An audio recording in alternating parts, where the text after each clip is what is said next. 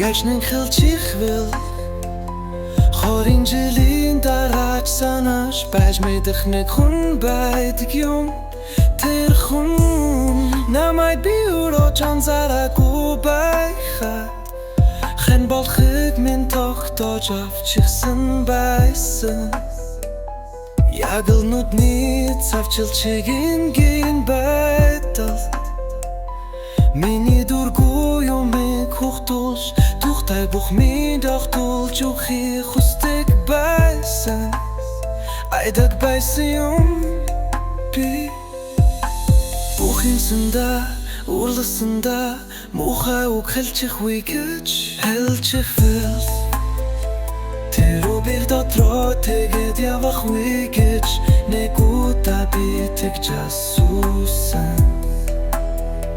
Би чамд муухай үг хэлбайсан үү тэр нэмсэжэд санахгүй л байна да гэж тэр үед тайвширсан Сүүлэн бодход мэдэгдсэн тэр мартаагүй зүгээр л мартсан хүн шигэнэсэн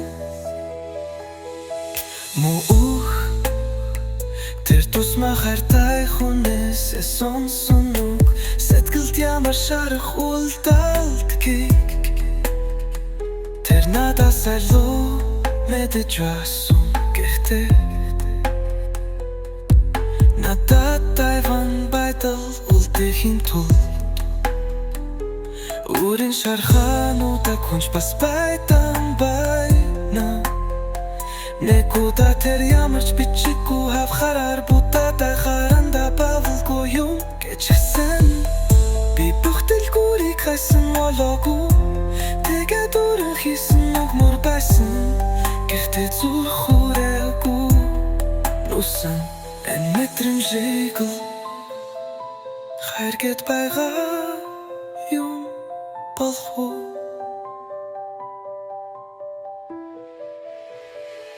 Түүний хэлсэн үг бүрийг санахын хажуугаар намайг юу дуртаг юу дургүн юу овт гүдгийг бүгдийг цэжилсэн нэг хүн надад хэцэж сануулаагүй мөртлөө